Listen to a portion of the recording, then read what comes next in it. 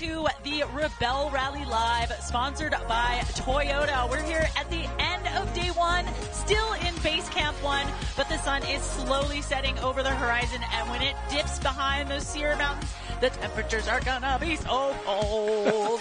I kind of can't wait. It got kind of hot, sticky here today in the sun. Speaking of It's getting part hot. of 6,000 feet elevation. Well, we are, but speaking of getting hot, you know what got hot? What? The competition. Oh, it did. That was pretty good, huh? Oh, it was great. We were just looking at the results before the show started here, and it's really exciting. The top 8 cars got 95% or better of points today. 95% or better, and you got 95%, and you're not even in the top 5. You're in the top 8. Yeah. What? That would have put you in the lead a few years ago. It would have. Yeah, by a margin. It's amazing how much better the top competitors have become, because this is a game about practice. Practice makes perfect. The more experience you have, the better you're going to be out there. One of my favorite things talking about the top competitors you're going to interview, who's winning currently, the previous couple years winners, Nina and Terralyn. One of the things about bringing that whole level up is, we were talking about this earlier, they help other teams, don't they? They tell other teams some secrets, and we're going to, Emmy's going to bring more of that out later, but I think that makes them such a classy pair to be leading the group. Yeah, they really do. Me personally, I would never help anybody that much. Like I just wouldn't do it. But it's pretty amazing how they're just really, really wonderful competitors. We'll tell you what their score was a little bit later on in the show, but we do want to talk about today's enduro. Now, I was talking with Christy Beavis earlier, and she said that today's enduro was actually a little bit easier than yesterday's. Okay, well, that's how they started the morning. I think we've got a bit of video of that. Let's check it out. So they started off on the enduro. Now remember, these enduros you need to go at an average speed, and you need to hit specific timing controls within a specific time. If you hit that timing control within 3 seconds, you're going to get full points. If it's within 3 to 6 seconds, you get less points, and so on and so on. So how you were looking at the scores. Did we have any perfect scores? We had 12 teams with 100% points on this. It's 20 points. And to give you a perspective, there we go. Yeah, there we go. So of, there's Lily and Alex. They're in a Rivian R1T. And you guys, they look really calm, but I guarantee you that is the most stressed that they have been all day long. They did get full points, by the way. Of course they did. And if we compare what's available there, it's like a whole green checkpoint's worth of points. Right. It's a big deal to get this right. It is. And you don't want to give up those points, because everything right here is within your control. It's within the navigator's control to communicate. It's within the math that you've done. It's within the driver's right foot to keep your speed nice and steady. And I mean, look at how nice that road is. I would want to be going so fast there, me too. I want to go a million miles an hour out there. But you can't. You've got to keep that prescribed average speed, or that PAS. By the way, so 12 teams got 100%. 9 teams got 19 points, which is nearly 100%, nearly all the points. And I do want to point this out, because this does not happen very often. One team got flat zeros. I wonder what happened. They got flat zeros for no late, no early. They were dead on all 4 checkpoints. No way. That was our girls, Kristen and Serena, in the Bronco Raptor, the really bright one with the pink lights that we saw earlier. Oh, that's the SDSQ girls. Yes, Team 110. Oh, and good we were for like, them. look how hard it would be to go slow in that friggin' that's what Raptor, I was saying right? this morning. I was like, well, Serena's a race car driver. She's going to have a hard time. They nailed it. Wrong. Not only got their 20 points, but 0, 0, 0, 0. Chrissy says it's pretty rare that we get one of those. Oh, good for them. Oh, I'm so happy. So it looks like their enduro also took them up into the pine forest just a little bit. They're kicking up a lot of dust there. So it's tough sometimes when you're driving in the dust, but if you've kept your prescribed average speed, you shouldn't see any dust. You should keep the exact same distance between you and the car in front of you, if everybody is doing the right thing. That's also the benefit of scoring good yesterday. As you came off the line earlier today, you were more likely to be with people doing the speed they should be doing, so you wouldn't be catching anyone, right? Exactly. Yeah, exactly. So you'd have your dust window. So that on-time enduro ended in a green CP right there in the middle of the forest. Now, you notice that we've got all of our cars parked off the road because we are traveling on public lands. We don't know. There could be cross traffic. There could be oncoming traffic. So whenever these teams pull over, which they do a lot to look at their maps, to go get their checkpoints, click their trackers, they make sure that they're completely off of any kind of public road. It's just being a good competitor. Exactly. Having some respect for your fellow competitors, leaving a bit of space for everybody. Exactly. Although I will say sometimes with these electric vehicles, you can kind of sneak up and people don't know that you're there and they'll open your door right in front of you. Obviously a favorite of the live show here. We've got Katie ready to chat with one of the teams. I'm told. I'm here with Siva from Toyota, and she's just told me she learned what magic maps are. That indeed. Tell me all about that. Indeed.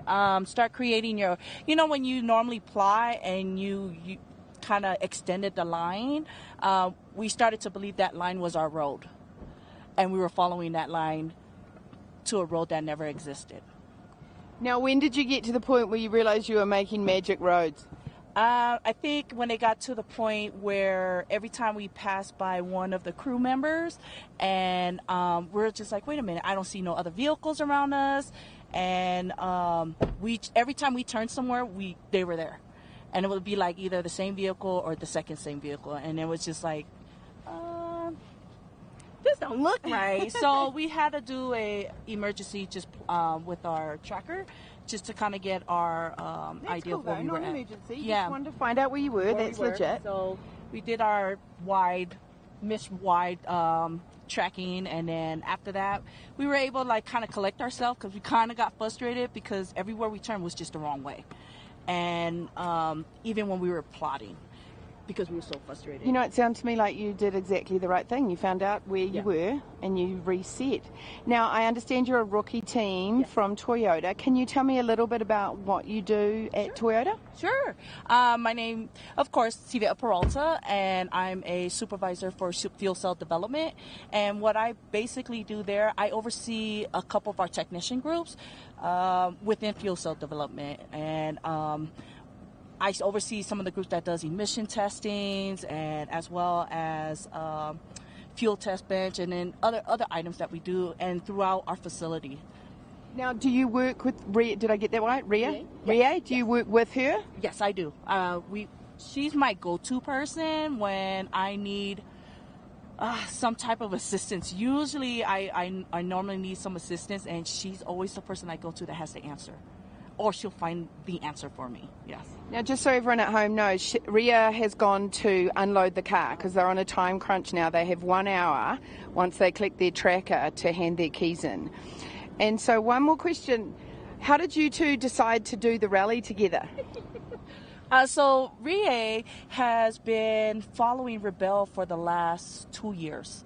And at the beginning of this year, I know it's her story, but at the beginning of this year, she did Overland Expo, and she was really excited, and she finally put the nerves together and finally said she wanted to be part of the Rebelle.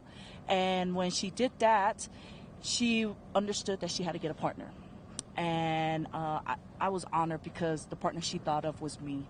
So she came and asked me, and I was just like, very hard for me to say no to her because she's such a sweetheart. Yeah. So when she came to me, she asked me, and I was just like, what is it? And then she explained it to me, and I was like, I saw how passionate she was, and I was just like, you know what?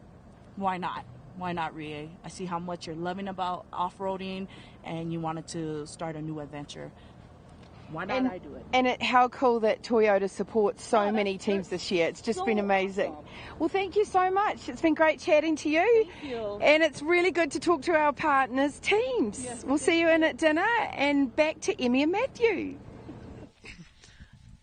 Thank you so much, Katie. I love seeing that Tundra TRD Pro with that iForce Max hybrid engine. It's cool because you look at that and you're like, that's not part of the electrification designation, but it's a hybrid, so it is. It is, and it's interesting how Toyota, they've built, 23 million electrified cars in the world so far, but they're starting to use the electrification and the hybrid for performance. Right. It's all been about efficiency, but now it's like, no, we're going to tow 12, 14,000 pounds with this Tundra.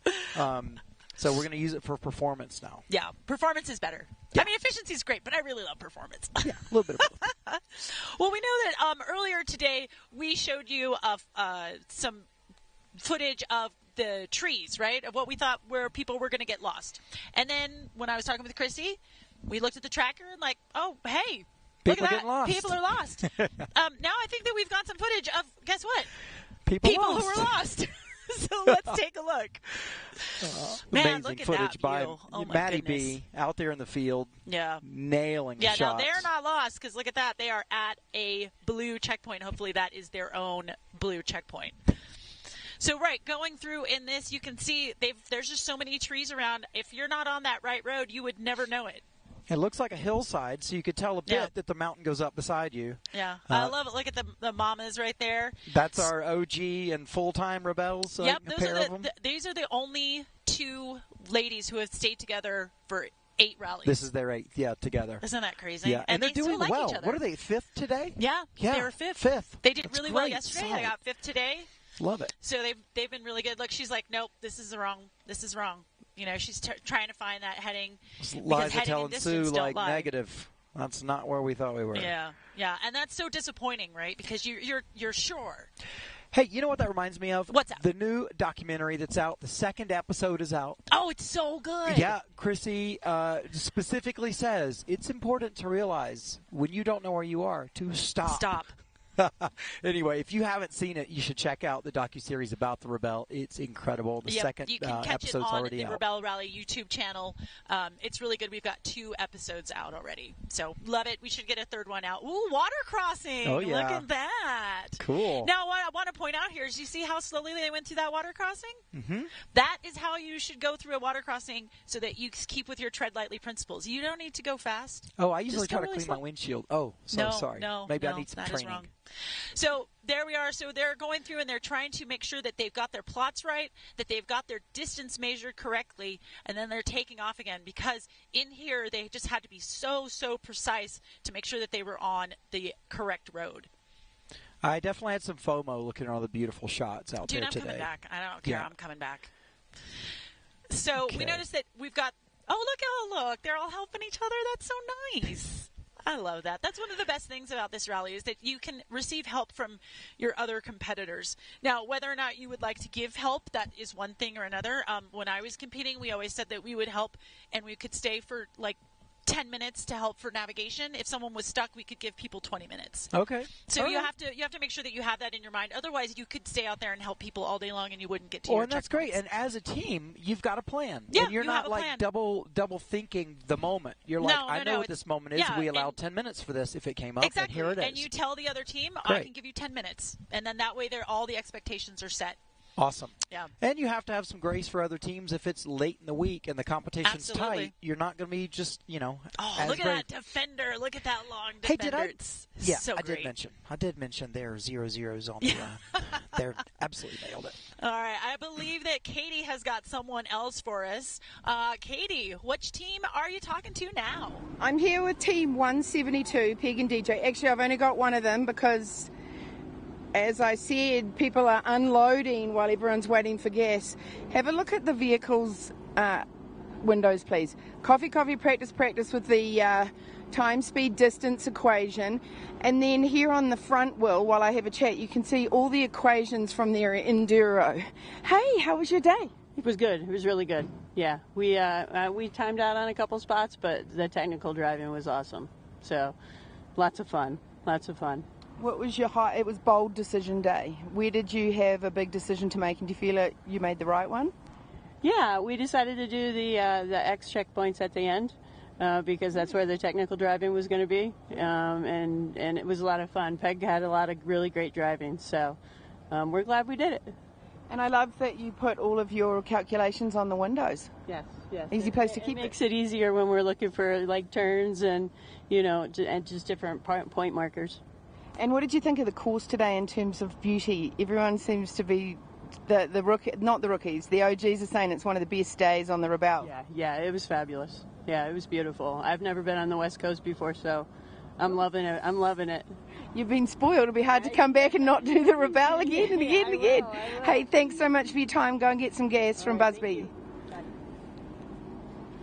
Okay, we're going to quickly walk down here because I want to show everyone the gas station. Tell me if it gets too loud. We're going to...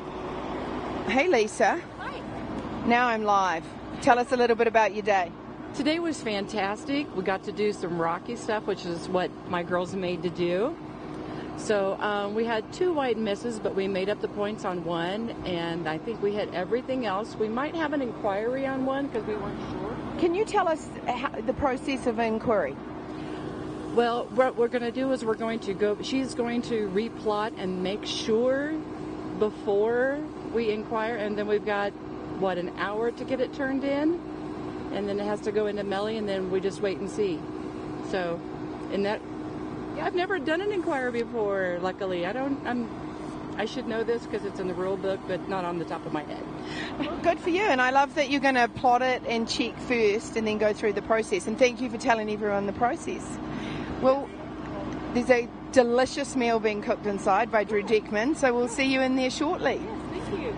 And for now, back to you, Matthew and Emmy. Thank you so much, Katie. I am thrilled to bring you one of our really interesting teams, Sam and Becky, one of our Toyota teams, Team 152. Over the last 2 years of competition, this pair have set quite a legacy. It's hard to do that in only 2 years, but their very first competition in 2021, they were Rookies of the Year.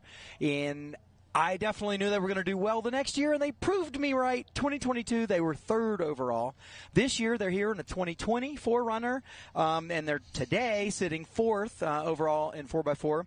And you guys are just really interesting. We're happy to have you on, and we'd love to know. So I'll just start with Sam. Okay. Tell us what you do with Toyota and what your day-to-day job looks like. Okay, so I'm a senior manager in production engineering in Kentucky, and I have a wonderful team that is in the paint department. So I've got a team that installs paint robots and 2 teams that program them, and we just get to really engage in the new model development and bring these wonderful colors to life. That sounds super fun. How long have you been with Toyota? I've been with Toyota for 11 years. Okay. Awesome, 11 years. Becky, tell us, what do you do? Yeah. What's your day-to-day look like? So I'm a senior engineer. Similar to Sam, I work for new model development, but I'm in the assembly shop installing equipment. And I've been with Toyota for 6 years now. This is actually a new role for me. In the past, I've worked a lot with design and our manufacturing plants, and now I'm stepping a little bit closer to the manufacturing side and installing equipment. So yeah. Cool. Does that change like you're on the production floor and you're really working with like how these things get bolted together, glued together? Yeah, it's a little bit more hands-on and yeah, like I said, closer to manufacturing floor and getting to see more often day to day how our cars are built every day. Yeah. Well, speaking of cars built, 49,000 employees directly for Toyota in the United States. There's 33 million Toyotas that have been built as a result of that. It's really impressive numbers, obviously. Now, there's 12 departments inside Toyota that have interacted with the Rebelle, which is, again, awesome. Can you tell us a little bit, we'll just start with Sam again, how some of the Rebelle principles are employed there and just brought from this environment back to the day-to-day? Yep, so a lot of what we do, it applies directly back and forth between Toyota and Rebelle. We learn a lot about, at work, strategic decision-making and problem-solving and continuous improvement, but at the same, Rebelle packs so much development into those 8 days that then we take back to our jobs to be able to make decisions faster and to really encourage how our team members are working and what we do each day. Very cool. Becky? Yeah, and I'll just add, we get like the added benefit that we get to test out our products that we make. So we have that feedback loop of basically living in that vehicle for 8 days and learning about its strengths and different performance attributes and things like that. And then we can then feed that back to design so that we can continue to make better vehicles for our customers every day. I love it. Well, I'm going to wish you guys some continuing QDR. Wink, wink. We know what QDR is. Quality, dependability, and reliability. Like Toyota knows a little bit about that. Yeah. Well, while you guys were out working hard today, we went and did a little bit of live show, team bonding for the Eclipse, and we're going to watch a little piece about that now. Can you imagine, like, back in the day when they didn't have science? And, like, suddenly it would just get They all went blind? dark? Well, they couldn't see it until it finally went dark, and then you're like, oh, my God, everyone's going to die. Yeah. All the crosses are going to fail. 20 minutes of absolute panic. I mean, we could be here a minute. Wow. Oh. My uncle won a Nobel Prize in physics, and he was part of the experiment where they found out that gravity travels in waves. That's how they think the UFOs are propelling themselves, by the way. Gravitational waves? Is they're adjusting gravity, so they're creating basically a stronger gravity to the direction they want to go, and that's how they can move so odd, is they basically can throw gravity out in front of them. That's awesome. I mean, it's pretty far out. You know how I said I wanted to be out on the course today? This is a lot better. We need a beer. I'm glad we did it. We need a what? We need a beer. We need a beer. There's tequila in our car. Oh, you're right. I do have tequila in the car. Spindrift and tequila for breakfast. There's a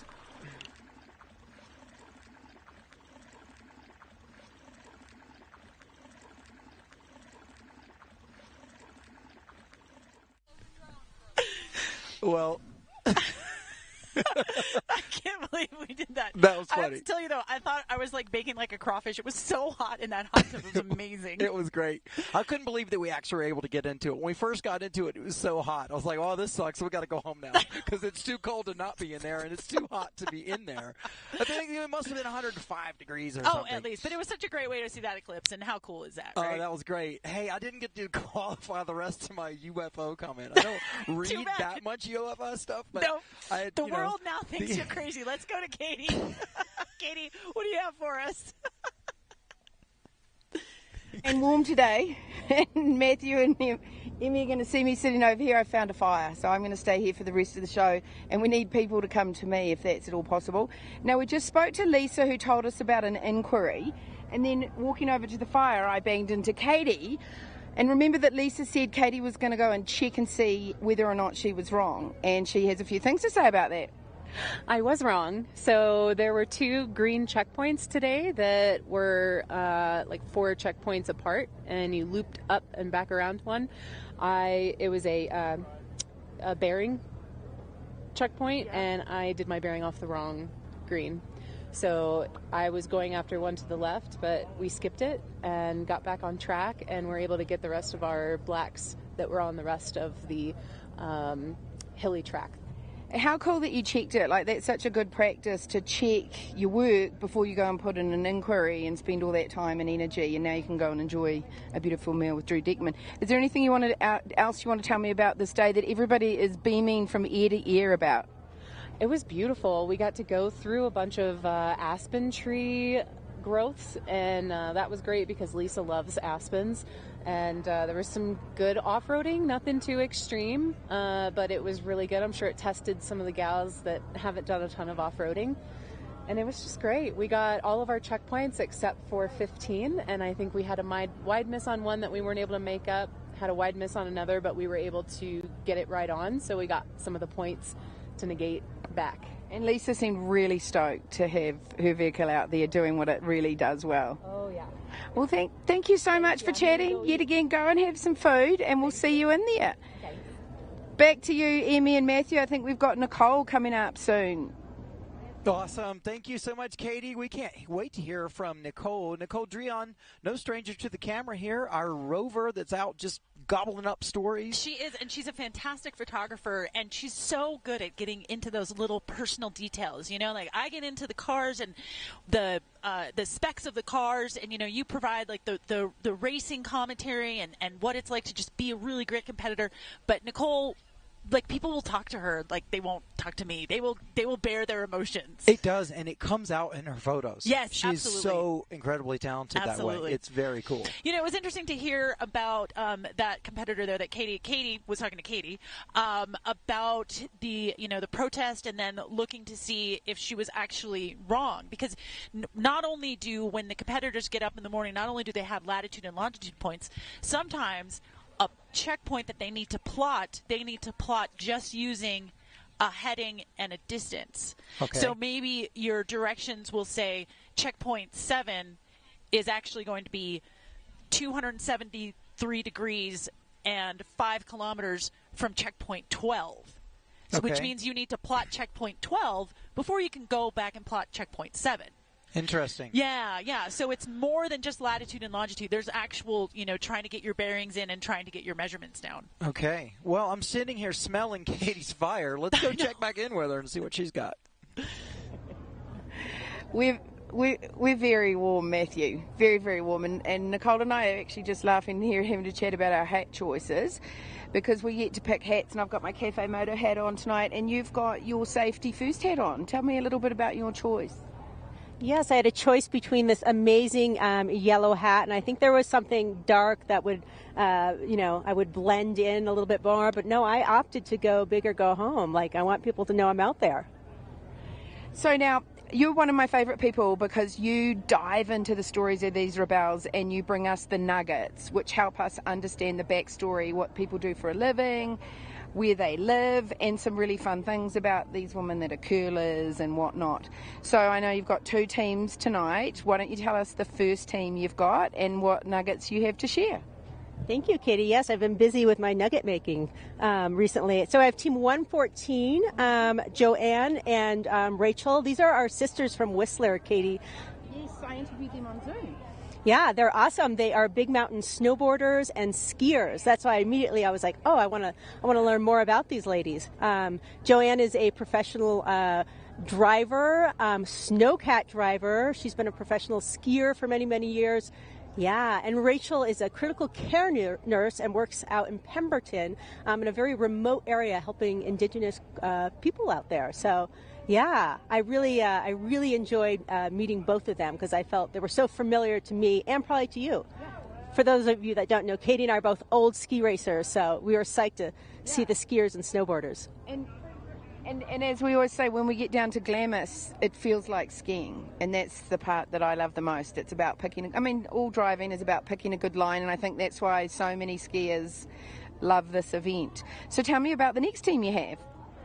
Our next team, we have DJ and Peg. DJ is... Oh, you did? Awesome. Aren't they cool? Yeah, so DJ is one of 5 military vets that are competing in the Rebelle. As you know, we always are well represented by the military vets. But DJ has this really cool job when she was in the Army. She was a criminal investigator in the Army. And when I talked to her, I was like, that sounds like a TV show.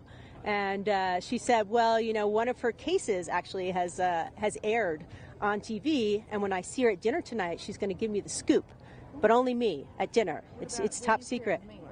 I'm going to tell you after. I'm going to tell you after. Yeah, I promised I wouldn't, but I'll tell you after.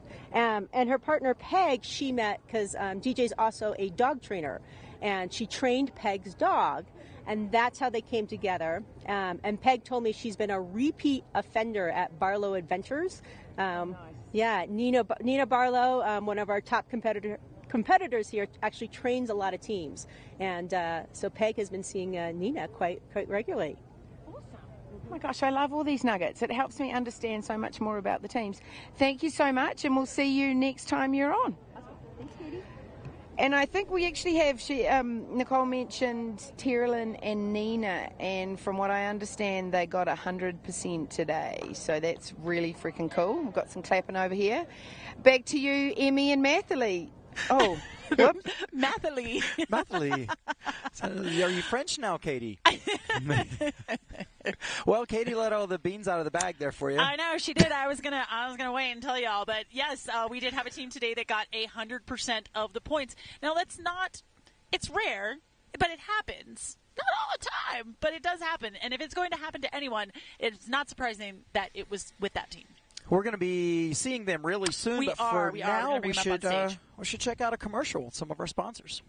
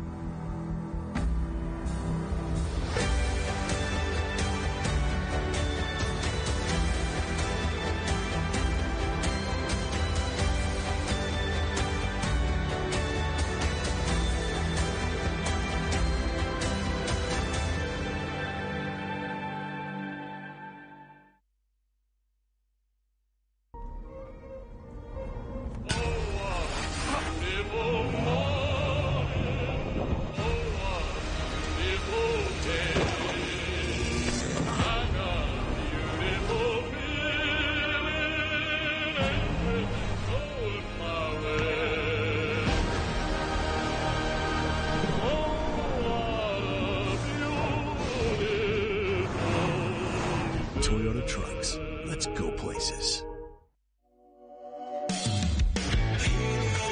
And I'm out the door, living the high life I've been waiting for.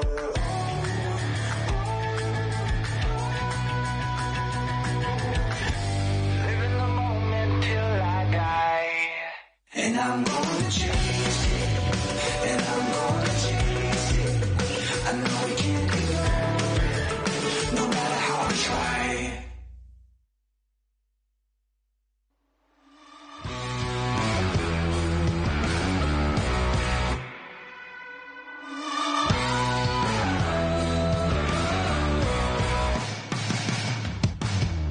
My proudest achievements would be the fact that I did compete and challenge myself in the Rebelle.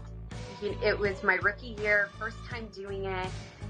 I mean, it's 8 grueling days. There's no GPS. You can't use your phone. You have no contact. So for me to do all of that was pretty darn cool.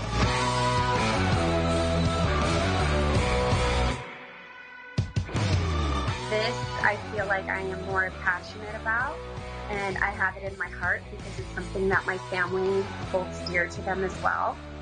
It really helps that I have, people supporting me along the way.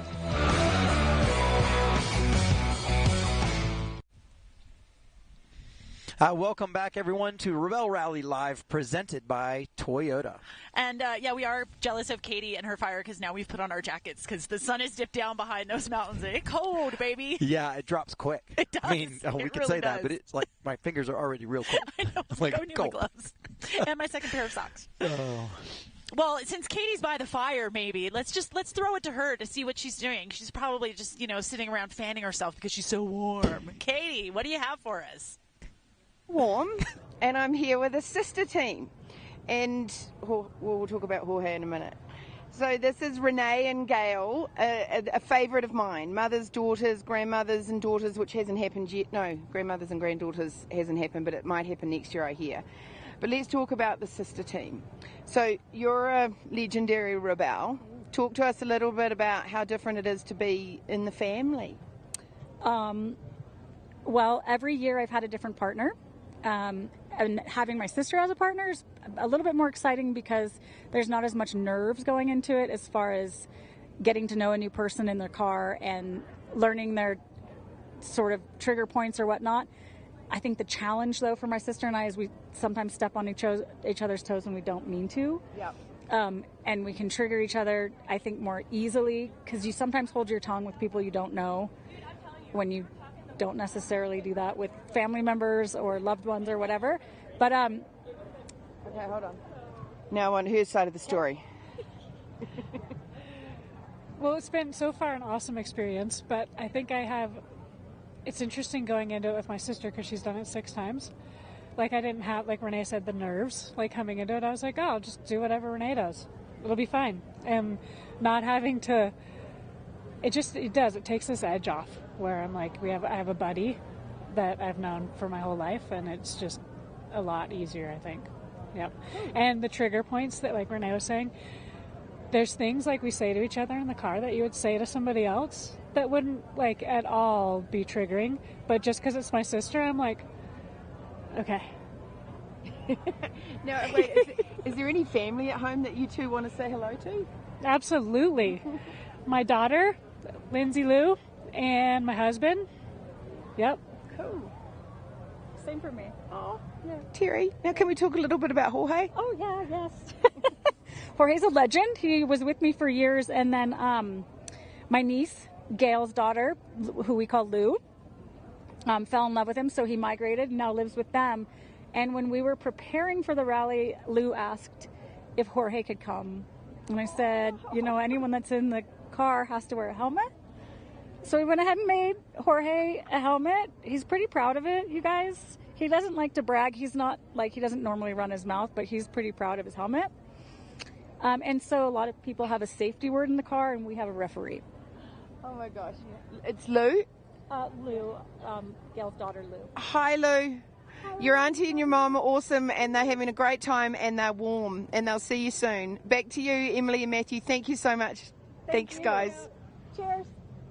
A hard time with our names. I'm Emily and you're now Matthew. So there we go. Awesome. But you know what? Hey, it's live, and that is the kind of stuff that happens Well, here it's nice at the to see Rebelle Rally. Jorge's having a nice time. Dude, Jorge's amazing. Jorge's all warm over there. I know, it's It looks great. so He's living natural his in front best of the life. camera, too.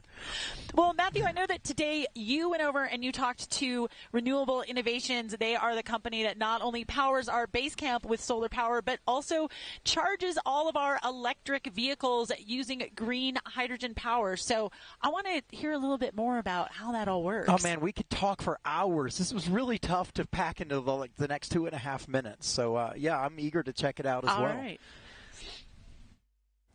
The Rebelle Rally continues to be a progressive force in the electrified vehicle space with the Rebelle Rally Electrified program. This has only been possible with the strong partnership and expertise of the Renewable Innovations team. I'm here with Brett Black. So we've got a couple minutes from the live show. We want to run over and have you just walk us through the process of how we charge these electric cars with some green hydrogen out in the desert. Okay.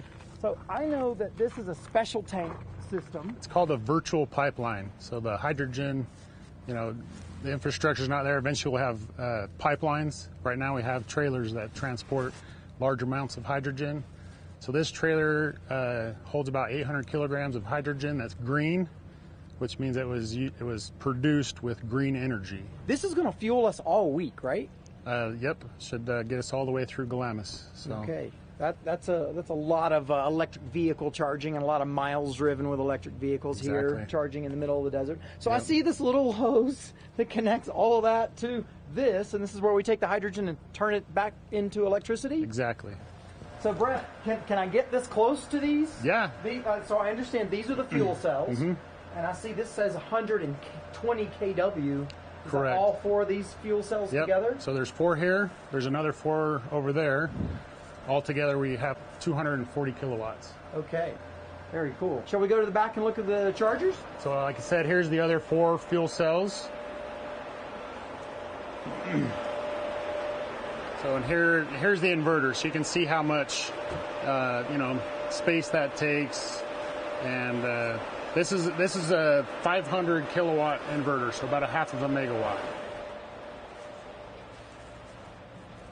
Okay, so we're back here with the chargers. And you could be charging, it looks like 4 of them at once, or at least 3 at once here, depending on the connectors. Yep, so we have 3 CCS, which is all the cars in the competition are CCS. So we can do three of the competitor cars at a time. If one of them was Chatamo, which is a different type, we could do that one as well. We're also set up to do 3 plug-in hybrids at one time, so. Cool. Well, this has been really, really fun and really educational for this. We love having you guys as partners. Thank you so much for being here, and we'll see you real soon. Thank you. Thanks, we're excited.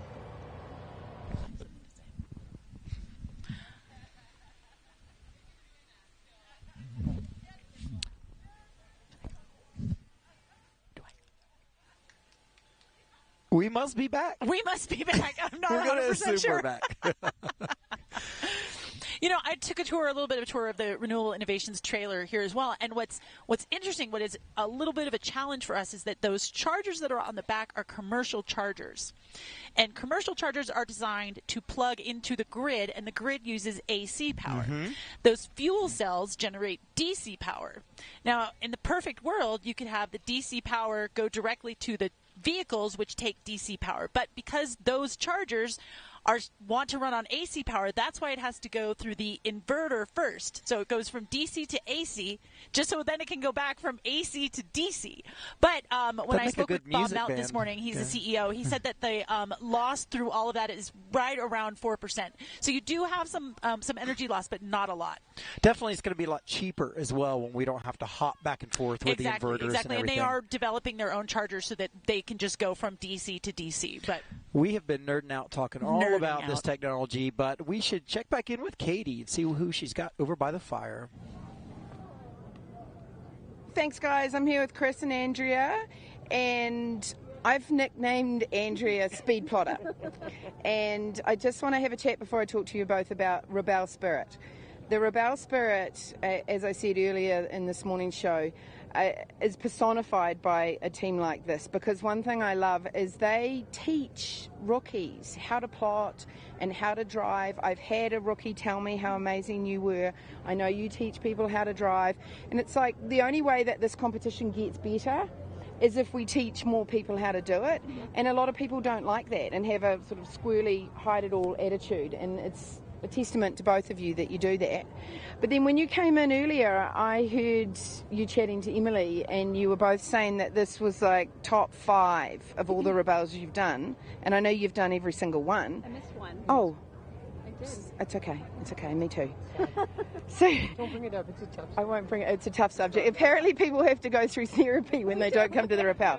Okay, tell us a bit about today. The course was gorgeous. We drove through aspen trees, and the colors changing, and we just had such a great day. It was fun. And how was it navigating in those woods? We didn't have any problems. We had a good time, and we found our roads and mapped it and figured it out. See, master plotters. They didn't have a problem in those tall trees. I'm from the Northwest, where we don't have bare land to see mountains. So, I mean, So how was the driving? Oh, it was beautiful.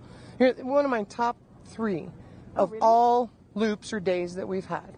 The terrain, the trees, the vistas, the everything, the rocks to climb over, trees and to go in between. It was beautiful. So the theme of the day was big, bold decisions. Did you have to make any, or was it just all too fun? I don't know. We did early on. I chose not to go to one of the checkpoints because I was afraid we would not make a green on time, but that was the only thing. It made us nervous that she said that, but we really didn't make any bold decisions. We knew we were going to do all the X points for 4x4, regardless, so it didn't really matter, I guess. No, it wasn't. I think not very bold for us. You two are just bold, Well, period. I guess we So just there's bold no and whatever. decision there. It's just we're bold and it's a yes. It's like we're here. As long as Yeah, it's that- fun, right? Yeah. Now, just before we go back to Emmy and Matthew, there's a sweatshirt in here that I understand you got for your birthday. So she made her this sweatshirt. It says Navigate Tricks. Yep. She tells you where to go, and you like it. Oh my God. Back to Emmy and Matthew. I got it right. Thank you so much, Katie. I am here with today's stage winners for 4x4. I've got Ms. Nina Barlow and Ms. Tara Lynn. I always say your last name wrong, so please say it. Peter Wright. I never would have said that. So now, you guys know how well you did today, right? Yes. Okay. 100%. 100%. So I know that sometimes you guys switch on and off. Who was navigating today? I navigated today. Okay, and how was it? Did you find it easy? Were there moments when you thought, I'm not so sure about this? You know, the first black checkpoint of the day, I was like all frazzled, and she's like, the road's right there. It's right here. We're fine. You're parked on it. Just go ahead and click. And then we always decide together. So it's like, I get us where I think we are, and then she takes a second look, and we say yes or move or, yeah, so it went well. Did you have a lot of moving around today after your first, I think we're here? Or were you guys pretty accurate on your first try? We usually start shallow and inch it, we'll inch it in. Yeah, a few wiggles here and there. Nothing severe. Yeah. No? Yeah. So, Nina, what was the driving like today? I know that we had some pretty steep descents with the big cliff on the side. You're not plussed by that, right? Right. Yeah. No, nothing crazy. It was definitely some 4-low. We had some big rocks, some steep hills, drop-offs, and of course there's still some areas that have significant washout damage out there. So we were very glad to be in a high clearance capable 4x4. Yeah, so speaking of that, you're a high clearance capable 4x4. I see on the side of your vehicle, it says 4xe. I mean, I know what that is, but tell the folks at home, what is a 4xe? The 4xe is the hybrid Jeep. So it is a 2-liter turbo motor paired with 17 kilowatt hour electric motor. So it has 470 pound-feet of torque. And 375 horsepower, so she gets. Yeah, she does. Now, is that a regular hybrid or a plug-in hybrid? It is a plug-in hybrid. Okay. In fact, she's right over there collecting some juice tonight. What's her name? Her name is Happy. Oh, you guys, that's amazing. So as a plug-in hybrid vehicle, you can choose to run on all electric power. Have you guys, what's your strategy for managing that power? So in this environment, typically we just leave it in hybrid mode, and the Jeep decides whatever is the most efficient mode. When we get into the sand dunes and we want all the power all the time, we're going to be running an e-save, which biases towards that gas motor. That way there's no hesitation when we hit the throttle. Gas motor's already started, and we have all the juice from both electric and gas. Right, because you've been saving it up all day. It's not spending it when you don't necessarily need it. Right. Now, you drive a lot of Jeeps. 392 or no, my personal Jeep is a 4xe. Is it? It is. Okay, yeah. That's awesome. That's awesome. And Carolyn, what do you drive in your real life? Am I supposed to say Jeep? I want to know. I have a little Ford Ranger. Awesome. You know what? Listen, for a little older Ford Ranger is like, it's a great little runabout. I just love it. I love it. So, Nina, you're kind of known sometimes for leaving your compass in some strange places. Can't remember how many years ago this was, but I just would love for you to tell the folks at home this story. Champion right here. This is a champion, by the way. This is a great, actually, rally story, especially for rookies. And there's going to be some teams this week that need to hear this story because we all make mistakes out there. And I think it was day 5 of maybe the 2018 rally. I'm not even sure. Yeah. And I was in the porta potty doing my business, stood up and dropped my compass into the porta potty. And in that moment, I could choose to laugh or cry. And I did go with laugh. And I did get that compass out of the porta potty. I want to know how I have something to add. Oh, yeah? She gave me some chapstick this week, and it's in the center console. Mm-hmm. And I opened it up to get it out the second time. It's sitting with the poop compass. Well, okay, I do have one more question because it is all fun and games, and we love to have a great time out here on the trail. But you two are especially known for being very generous with your knowledge. And Carolyn, I wanted to speak to you specifically about that because you help people a lot, and I just want to know why. Why do you think that's important? Well, I want the sport to progress. I want Emily to be able to make it harder and harder, and it's kind of the community that she's built. With the Rebelle, it's not competitive where you out for each other. It's more like learn and grow together. We train together all year, so the more people we can help and bring in and keep this event going, the better it's going to be. Then this is why this is a champion winning team. 100% today. Stage winners. We'll see what happens tomorrow, but great team here. Nina and Carolyn, or their new nicknames, Peg and Donna. Thank you so much for taking your time. I hope you've had some wonderful pizza. Have a good night. Stay warm. Thank you. Thank you so much. I believe that we have little Miss Katie Kunkel with an interview. Little Miss what? I'm over here by the fire, guys, so don't give me grief. I'm sitting here with Jackie and Amanda, retired bodybuilder and retired professional football player.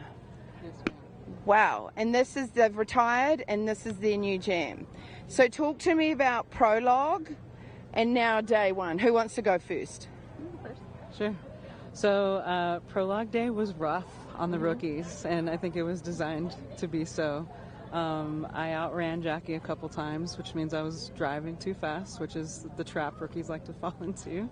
And I missed a couple of key turns, and so we were late on all of those turns. Put us late in the order for the day today. The rest of the day we ended up okay. We were glad for a fresh start this morning. Nice. We did great on the enduro. We got 18 out of 20 this morning, so that started off our day right. And we chose the tougher 4x4 course, and it paid off for us. The views were spectacular. We started to get tired towards the end of the day. We struggled on the last 2 black checkpoints. So do you have a strategy for when you get tired or things get rough? I mean, obviously you learn on prologue, like being in the car together. Right. You like to be on a football field and you like to lift weights, and now you're in a car together. Do you have a strategy for when things get rough, or you getting into that groove at all? I don't really think we have a strategy yet. I think that we'll work on that. When you're tired at the end of the day, you're just trying to get to the next point. So it's really just like today, Amanda was already bringing up a way that we could recalculate where we are when we know we have a wide miss, so we can get back on track. So, yeah. But yeah. And to eat, I find to eat. What's next? Did you bring? Protein Pop-Tarts, granola bars, jerky. Tuna packs. Ooh. So salt and pepper chips from Trader Joe's, which I got from Nina. She's a veteran. And M&Ms, sugar and salts. They do it. Like, they wake you right back up. But at the end of the day, I mean, really, we ended up leaning on each other a lot. Both of our brains were exhausted. So double checking each other as a sanity check was helpful, but we were thinking about dinner for quite a while. Oh my God, it sounds like you guys really found a groove today, and I'm stoked to have chatted with you by the fire, Emmy and Matthew. In fact, I think Will and I are going to do all our interviews from here for the rest of time. Back to Emmy and Matthew, and thank you so much, guys. Thank you. Thanks, Katie. It's so great to see that team coalesce. That is such a big the communication and the getting along in a team and helping each other. I spoke to a couple of rookies earlier today, and they were just like, I'm just so mentally exhausted. Sure. By the time they get to checkpoint 15, it's like, oh, I still have 5 more to go, and then I got to get to base camp, So they're figuring it out that it is not a sprint, it is a marathon. It is a marathon. I mean, just this sole piece of taking care of yourself. Did I eat? What am I wearing? I'm cold. Where are my clothes? Yeah. Did I brush my teeth today? Yeah, and now you're trying to figure out how, in this level of kind of stress and competition, that you're taking care of your teammate when you feel like you can barely take care of yourself. Exactly. And then you're trying to compete, by the way. Oh, man. So I know we've seen some pretty cool scoring just scoring stuff that we didn't really expect today. Yeah, for sure. Well, I noticed, so we saw Lily and Alex. They were one of the ones that in their Rivian team 187, they scored full points on the Enduro this morning. They are fifth. They're tied for fifth with Dana and Karen. Right. Yeah, right. Our 8-time Rebelles. But what was also interesting, last year's, Lily and Alex, rookies of the year last year, 4x4. Right. The other rookie of the year in X-Cross last year, Carissa and Trista, they're in a Bronco Wild Track. They're 7th today, right behind them. That's awesome. So it shows you, and then when I interviewed Becky and Sam, they were rookies of the year and then were 3rd last year. Yeah. So when you see a rookie of the year, that's letting you know these folks are here to compete. Yeah, they're coming for you next year, 100%. Yeah, exactly. And that's how the whole level of competition is going up. Yeah. And how we saw the top 5 were at 95% or higher on the score today. Okay, top 8, yeah. I had one other little story I could tell. Okay, I would love it. So Laura Weinless and Maria Guitar, near the end of the REC, got held up by a rancher, is like ranch vehicle blocking the road or something like that. Mm-hmm. And still managed to adapt after having to almost stop for the rancher in the road to not overshoot trying to compensate, and nailed the REC and got full points. That's amazing. That's amazing. Later in the day, they had some more drama. Oh, no. The vehicle was overheating. They had an overheating light and such, like shut engine down kind of issue. Maria was able to, she poured some coolant in it, saw where it was coming out, took the skid plate off the thing, got in there, reattached the coolant hose. So they pulled a hose off the radiator. Yeah, but Maria knocked it out. Laura was really impressed with Maria's ingenuity there. I love that. Yeah, I love that. So and they're in 2nd place. So really cool that their Broncos back up to full perfect. form. And this is the first year for them in a Bronco. They were in Jeep last year. Cars are basically put together the same, but it's still an engine bay that you're unfamiliar with, and to be able to fix your car out in the middle of nowhere. And one thing I learned running Pikes Peak is you start at 9,000 feet and finish at 14,000 feet. Mm-hmm. Cars overheat much faster. And we're here elevation 6,800 or so where we sit, and they were much higher in the mountains today. So any of those issues about overheating, it's much easier to happen. Yeah. Especially in a turbocharged vehicle. Well, this will be our last night at Base Camp 1. We will be moving on tomorrow for day 2. We'll have a new base camp for you. And we will also have a new show for you tomorrow morning. And actually, tomorrow's the beginning of a marathon. You're right. So tomorrow night we're camping. We're going and adventuring over in, can we say? Yeah, I think so. Do we say Gold Point? We're going to be in Gold Point, Nevada? Gold Point, Nevada. We're headed into Nevada tomorrow. Again, you can follow us live at rebellerally.com/live. That's where you can see us, of course. And you can also get the standings, the scores for the day, standings, and you can also find the tracker there. Well, Amy, it's, as always, a ton of fun. Obviously, we had some fun in the hot tub this morning in the hot springs. But I love looking over, seeing your smile as the two of us are covering the event. Thank you. No, you're the best. Thank you so much for watching, everybody. This is Rebelle Rally live, presented by Toyota. And Matthew and I are going to get some pizza cooked by the wonderful Drew Deckman.